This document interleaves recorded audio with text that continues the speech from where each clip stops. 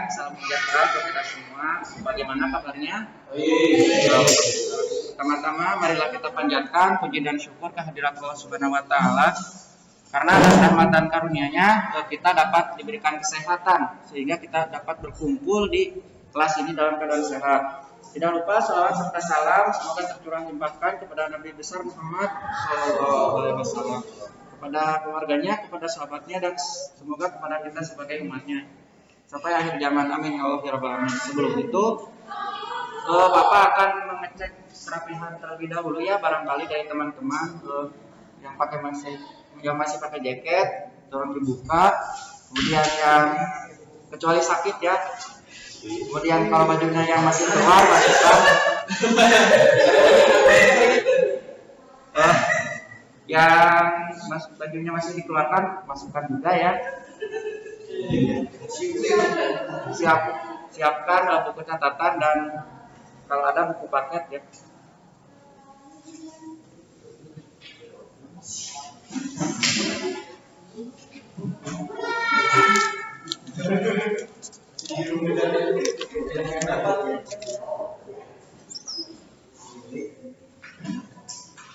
Sudah siap?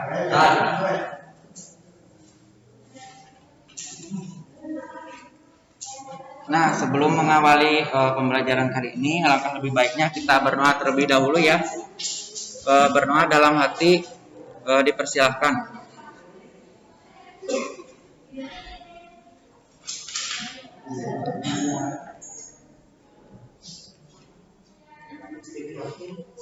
Berdoa dicukupkan. Nah, di sini kemudian Bapak akan menyampaikan kompetensi dasar ya. Yang pertama di sini ada memahami pengetahuan dasar geografi dan terapannya dalam kehidupan sehari-hari. Kemudian yang kedua menyajikan contoh penerapan pengetahuan dasar geografi pada kehidupan sehari-hari dalam bentuk tulisan. Kemudian yang kedua adalah tujuan pembelajarannya. Yang pertama, siswa dapat mengidentifikasi 3 pendekatan geografi dan contoh penerapannya. Kemudian yang kedua ada siswa dapat menganalisis keterampilan dasar geografi. Nah, di sini ada kata-kata mutiara ya. Menurut Albert Einstein, beliau mengemukakan bahwa jika kamu ingin hidup bahagia, ikutlah pada tujuan. Kemudian bukan pada orang atau benda. Nah, ini apa? Itu mengartikan bahwa kita tuh harus terus itu untuk mencapai tujuan, terus belajar kan. Jangan sampai mengikuti orang lain. Misalnya ketika kita pengen kuliah misalkan, ya itu harus dengan sesuai tujuan dan minat kita. Jangan hanya karena orang lain juga kuliah, kenapa kita tidak gitu kan. Jangan seperti itu. Jadi harus benar-benar yakin gitu dan ikutlah pada tujuan gitu kan. Mungkin itu sedikit ya words of the day kali ini. Nah, selanjutnya di sini Bapak akan mengulas kembali ya materi pada minggu lalu karena ini pertemuan kedua ya Bapak hitungnya. Untuk pertemuan sebelumnya sudah di-share juga bahan ajarnya di WA group ya. Mungkin kalian bisa mempelajarinya kembali gitu. Nah, Bapak akan sedikit mengulas terkait dengan konsep esensial geografi. Nah, konsep esensial geografi ini adalah suatu konsep ataupun cara pandang geografi terhadap bumi sebagai tempat tinggal makhluk hidup, termasuk hewan, tumbuhan, dan manusia, serta komponen-komponen lainnya seperti benda tak hidup ataupun abiotik. Sedikit ya mengulas pada pertemuan minggu kemarin. Sekarang kita akan membahas terkait dengan pendekatan geografi ya. Nah, ini judulnya salah nih.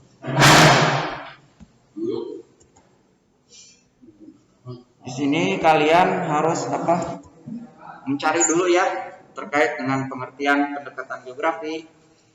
Kemudian tuliskan 3 macam pendekatan geografi itu dalam kertas 1 lembar. Kemudian beri nama dan identitas ya. Nah, itu tuh bisa kalian dapat dari internet boleh ya, ataupun dari buku paket. Silahkan kalian untuk mencari pengertiannya dulu ya. Nanti akan dipresentasikan di depan kelas. Bapak beri waktu sekitar 20 menit ya.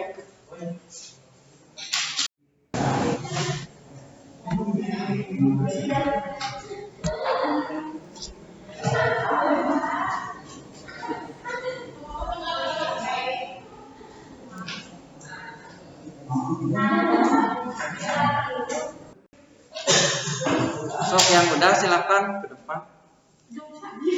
Ye. Biar pelatih juga kan. Baca kok baca sok. Dibaca. Nanti sambil di absen sok. Enggak yang ke depan langsung absen.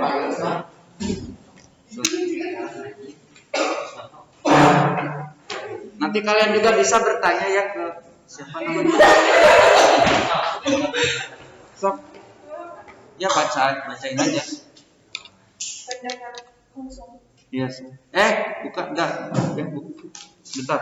Jadi gini, salam, perkenalan, asal, langsung. Asal daerah di mana? Asalnya di mana? Sok. Waalaikumsalam warahmatullahi wabarakatuh.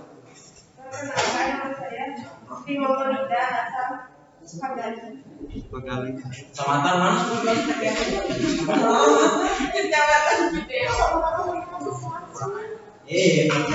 Pendekatan geografis secara garis besar merupakan metode yang digunakan untuk mempermudah dalam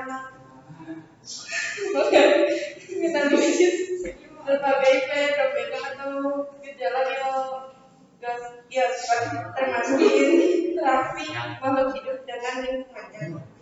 Dua, pendekatan perubahan atau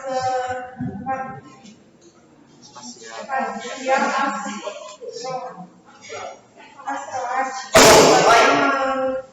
mengkaji suatu fenomena alam seperti gempa bumi, banjir, tanah longsor.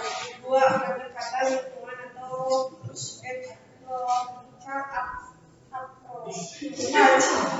contohnya analisis penyebab terjadinya banjir. Tiga, pendekatan kompleks wilayah atau regional kompleks contohnya penangkaran hutan yang telah mengakibatkan bencana tanah longsor dan banjir yang menyebabkan jatuhnya korban jiwa serta luka benda.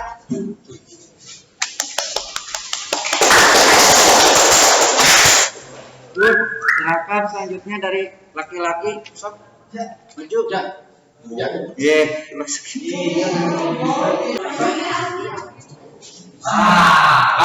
Itu ya.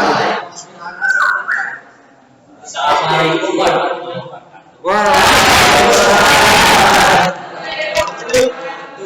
Perkenalkan, nama saya Rizky, kelas XPS 2, halaman Sarong. Pendekatan geografi. 1. Pendekatan keuangan, suatu cara pandang atau kerangka analisis yang menekankan eksistensi.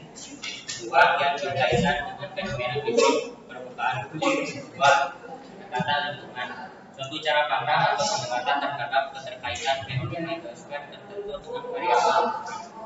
3. Pendekatan kompleks kewilayahan, suatu cara pandang atau pendekatan dengan mengombinasikan antara pendekatan keuangan dan pendekatan keseluruhan. Contohnya, pendekatan keuangan adalah banjir yang melanda DKI Jakarta menyebar ke daerah di sekitarnya, seperti Bogor dan Bekasi. 2. Contoh pendekatan lingkungan adalah penyelidikan terhadap bencana banjir ketika musim hujan tiba ke wilayahan. 3. Contoh pendekatan kompleks. Penerapannya seperti ini, setiap tahunnya wilayah Jakarta dan sekitarnya pasti dilanda banjir saat puncak musim hujan tiba.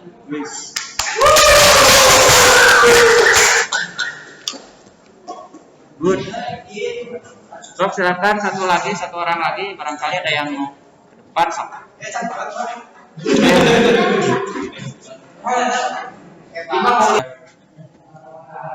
Nah, Bapak juga akan bahas ya terkait dengan pendekatan biografi. Nah, tadi beberapa orang sudah mengatakan bahwa dalam biografi ini terdapat kata kunci biosfer. Nah, jadi biografi ini mempelajari tentang biosfer. Nah, biosfer ini terdiri dari ada antroposfer,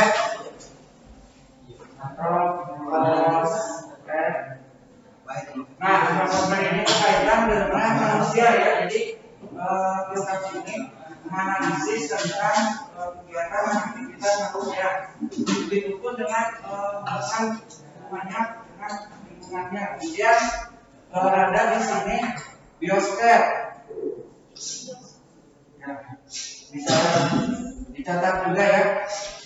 Biosfer ini berkaitan dengan makhluk hidup.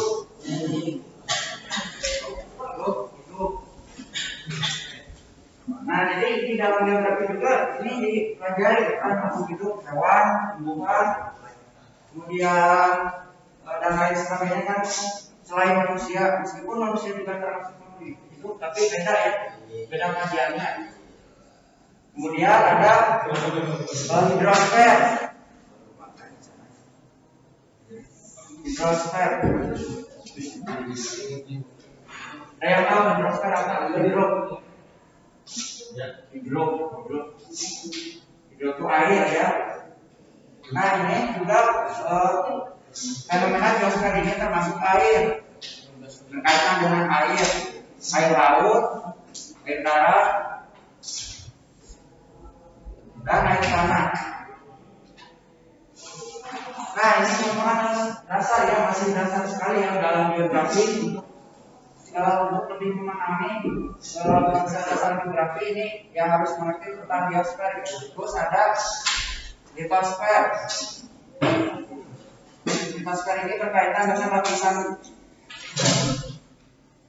bumi ya, lapisan kulit bumi yang terdiri dari batuan ataupun tanah. Nah, jadi geografi juga mengkaji tentang hal ini gitu. Terus satu lagi atmosfer.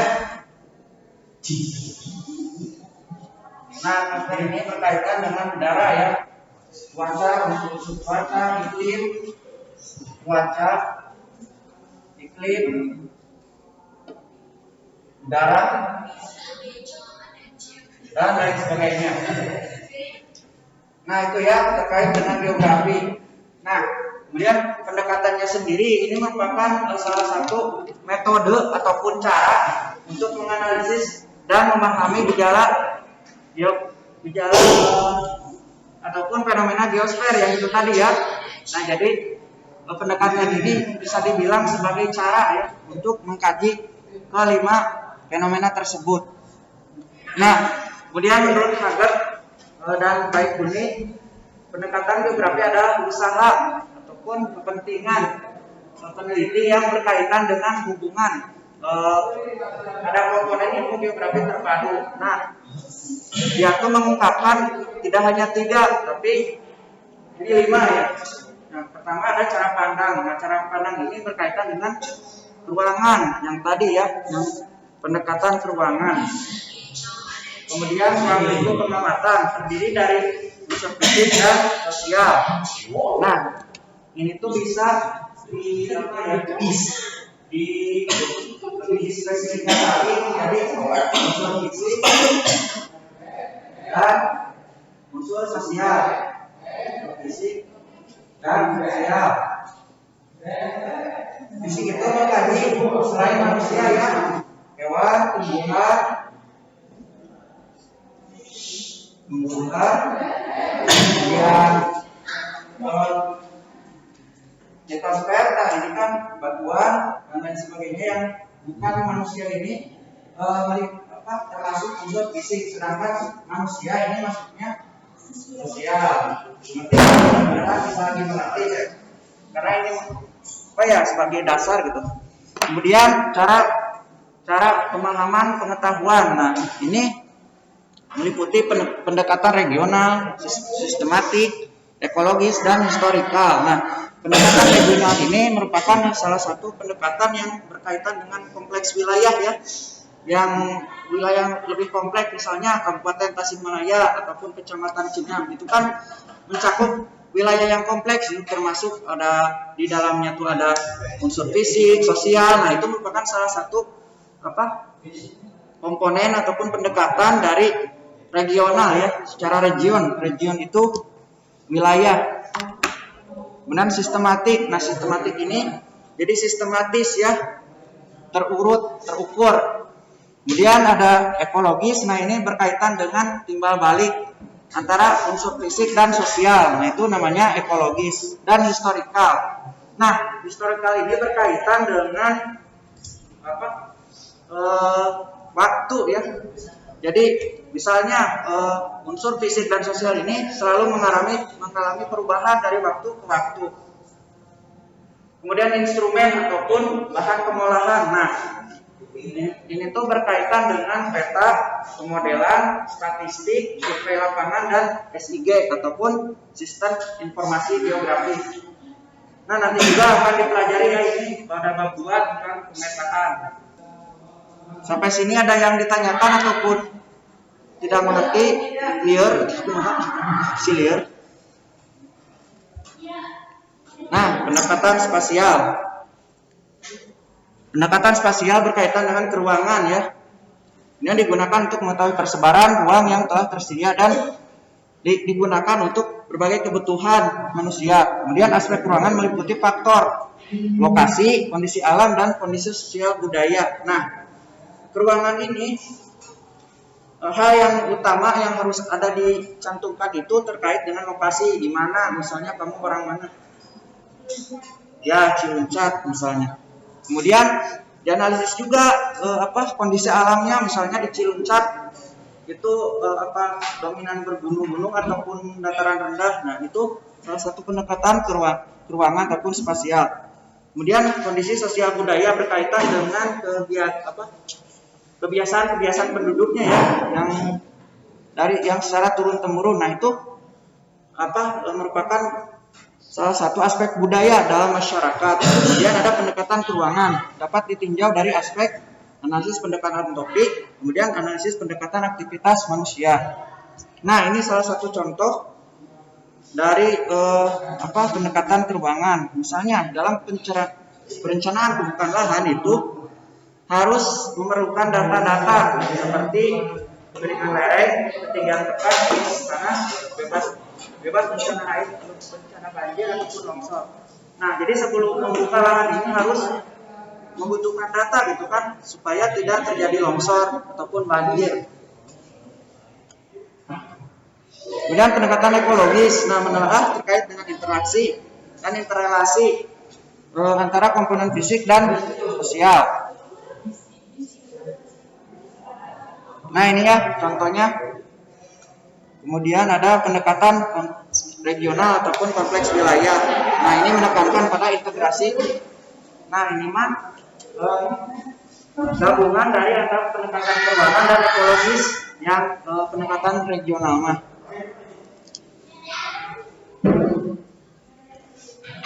Sebenarnya Bapak teh ada satu lagi ini materi, tapi waktunya kayaknya gak bakal ini ya. Nah, ini keterampilan geografi ya.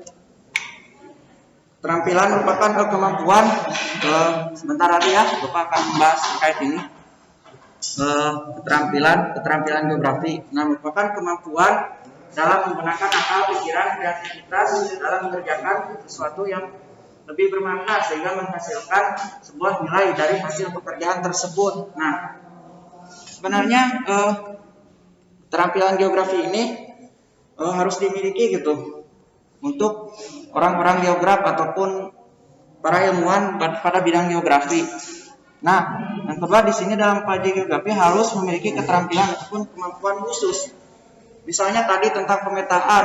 Nah, biasanya orang-orang geografi yang diambil itu kan, kalau misalkan perusahaan ingin memetakan suatu tempat, maka orang-orang geografi ini yang dipanggil gitu kan. Nah, itu tuh merupakan menjadi nilai lebih dari ilmu geografi. Nah, syaratnya adalah apa? Kamu harus suka dengan geografi. Kalau tidak suka mah jangan.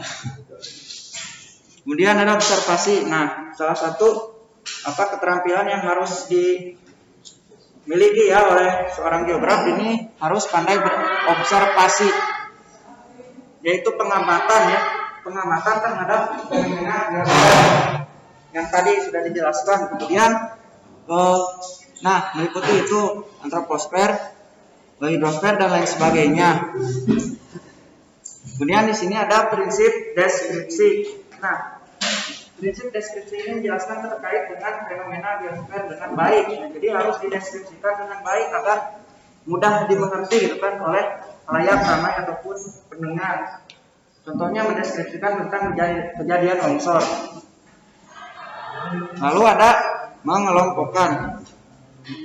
Nah, mengelompokkan ini berdasarkan syarat-syarat tertentu. Misalnya ini peta persebaran curah hujan.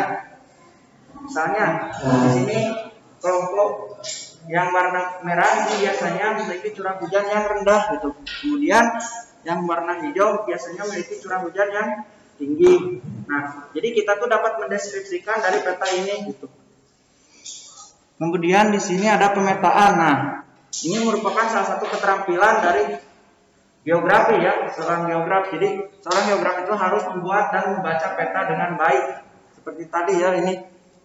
Nah, ini merupakan satu keterbacaan dari peta.